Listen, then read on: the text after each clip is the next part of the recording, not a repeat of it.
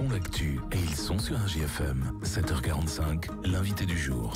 Il est tout pile à la seconde près, 7h45. Merci d'être avec nous ce matin. On va parler ce matin de la première organisation patronale de France qui vise la promotion de l'intérêt des entreprises auprès des pouvoirs publics et qui, par ses positions, on l'entend parfois, s'attire aussi les foudres des syndicats de salariés. On parle du MEDEF, le mouvement des entreprises de France, avec son président dans l'Allier, Bernard Canard, notre invité ce matin. Bonjour. Oui, bonjour à vous. Et merci d'avoir répondu à notre invitation ce matin. Une centaine d'adhérents au minimum sur le département de l'Allier, premier syndicat professionnel du département. Vous apportez aussi soutien et conseils aux PME, aux TPE dans ce département. Avant de parler de ce qui vous inquiète et des mesures gouvernementales qui sont actuellement en discussion au Parlement, faisons un petit point sur la situation économique. Comment se portent aujourd'hui les entreprises de l'Allier? Quel est le degré de confiance des chefs d'entreprise? Alors le degré de confiance est variable. Il y a des entreprises qui vont très bien, des entreprises qui vont moins bien. Donc on est représentatif, je dirais, de ce qui se passe au niveau national. Les entreprises ont subi différentes crises, crise du Covid, crise des matières premières, crise de l'énergie. Donc il faut pas oublier tout par où on est passé. Je dis bien les entreprises grandes ou petites ou les très petites entreprises. Donc aujourd'hui on est dans une situation, je dirais, qui se complexifie. On l'entend dans les médias régulièrement. Donc voilà, la situation, elle peut être bonne pour certaines entreprises, beaucoup moins pour d'autres. Donc c'est une situation variable, mais l'Allier représentatif de ce que l'on peut entendre et voir au niveau national. Variable selon les secteurs d'activité, j'imagine, forcément. C'est ça, les secteurs d'activité, des niches qui peuvent faire que des entreprises s'en sortent très bien. Et aujourd'hui, le fait que la construction, que l'automobile, deux secteurs phares, je dirais porteurs d'emploi, et soit quand même régulièrement mise en difficulté aujourd'hui, fait que la situation est plus compliquée, se complexifie. Et on l'entend, on a vu ce que Michelin a pu apporter hier. Alors ça concerne pas l'Auvergne, ça concerne pas l'Allier, mais ça concerne, donc on parle, voilà, on voit que la situation aujourd'hui se durcit, je dirais, dans les entreprises, et quelle que soit la taille des entreprises.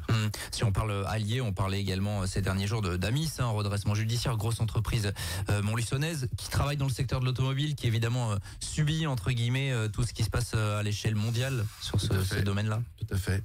Ben oui, l'automobile est certainement une des industries aujourd'hui la plus touchée parce que ça soit automobile ou même ce qui est poids lourd. Donc aujourd'hui, on voit bien ce ralentissement, et aussi on est une concurrence, cet axe-là, une concurrence très forte aussi par les pays donc asiatiques. C'est ce qu'a pu déclarer Michelin suite à l'annonce des fermetures. Donc on voit bien aujourd'hui que la concurrence, le franco-français n'existe pas. Aujourd'hui, le franco-français, on dépend bien sûr de nos pays voisins, de nos pays étrangers et plus ou moins éloignés. Oui, bien sûr. Vous parliez du secteur de la construction. Les chefs d'entreprise de ce secteur-là viennent vous voir. Il y a de l'inquiétude, clairement, parce qu'il y a une baisse, évidemment, des constructions. Il y a de l'inquiétude parce que le coût des constructions, le coût des matières, on parlait des coûts des matières là, tout à l'heure. Aujourd'hui, probablement, un des problèmes principaux, c'est le coût des matières. Aujourd'hui, faire construire coûte beaucoup plus cher, que ce soit pour les entreprises, pour le particulier. Les taux d'intérêt qui sont aussi un problème par rapport aux emprunts qui peuvent être faits.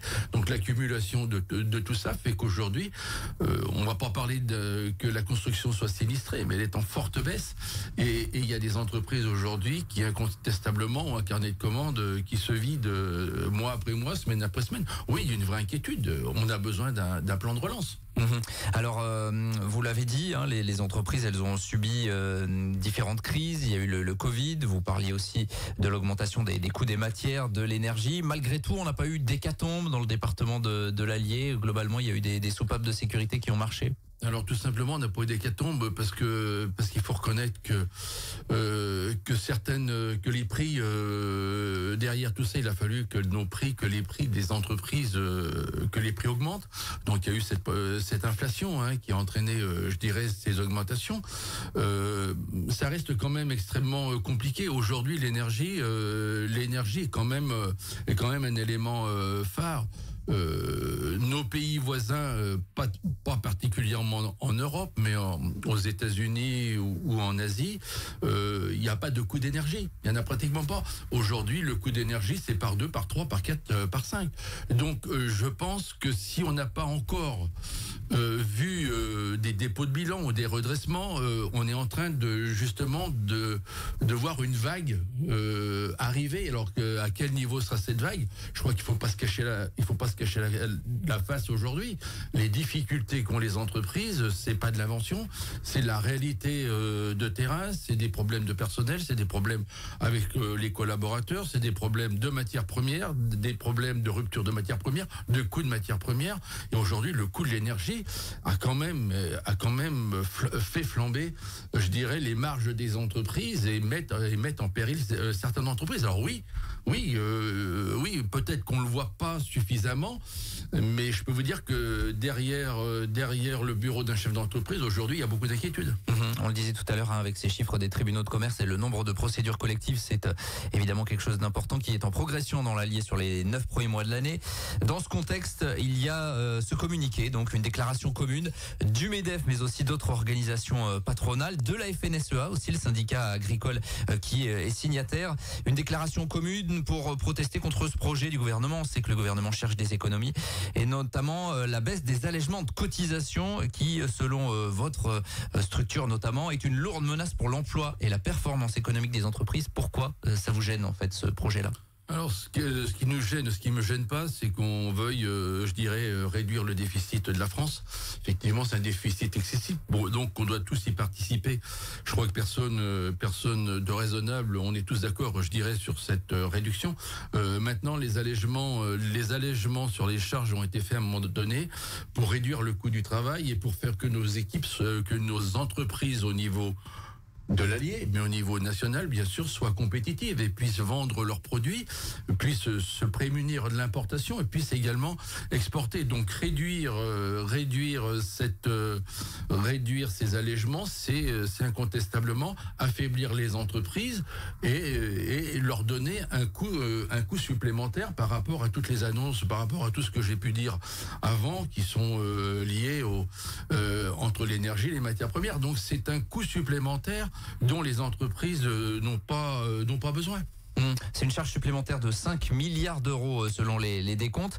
Évidemment, ce que vous dites, c'est que ça pèse et qu'en termes d'emploi, ça risque d'être compliqué pour certaines entreprises de maintenir des emplois.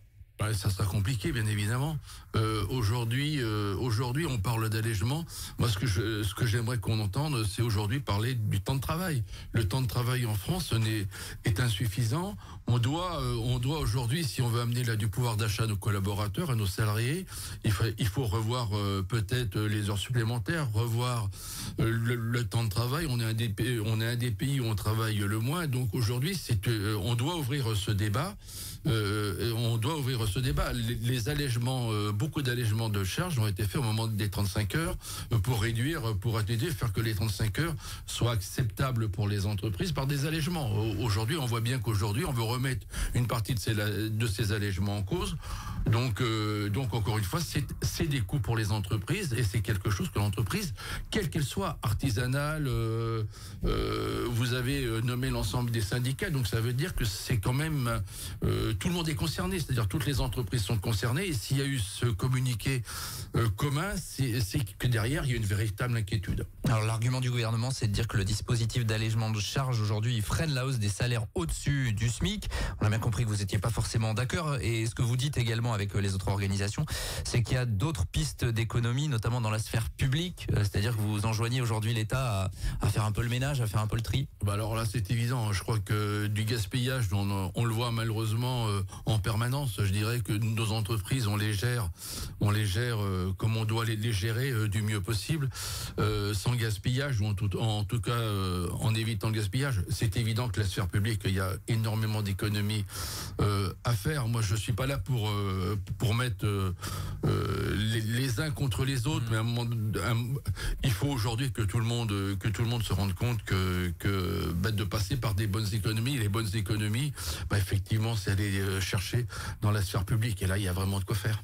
Oui, bien sûr, c'est en tout cas le message que vous lancez. Vous avez rencontré un peu les parlementaires bourbonnais, notamment. Les parlementaires, je les ai pas rencontrés. Il y a des communications qui sont faites donc régulièrement. Il y a des échanges de mails qui ont été faits. Et aujourd'hui, effectivement, il y a une communication qui est faite là, avec l'ensemble sénateurs, députés, pour que le message des entreprises passe par le Sénat, par l'Assemblée nationale, et que nos élus se rendent compte aujourd'hui que alléger les charges, que réduire les allègements des charges dans les entreprises, dans toutes les entreprises, c'est du chômage pour demain. Oui, c'est le message que vous allez continuer à mettre en avant, parce que vous estimez qu'il y a un vrai danger aujourd'hui. C'est vraiment une crainte là, ce projet-là. Oui, c'est une crainte. C'est une crainte parce qu'elle vient s'ajouter à des difficultés dont les entreprises ressortent ou pas, parce que le coût de l'énergie est toujours là. Voilà, ce qu'on veut surtout dire, c'est que c'est une accumulation entre parenthèses, de mauvaises nouvelles et auxquelles les entreprises sont confrontées. Donc on sort de différentes crises et on nous annonce là aujourd'hui, non, écoutez, il y a des allègements qui ont été faits. Ces allègements, aujourd'hui, il faut revenir en partie sur ces allègements.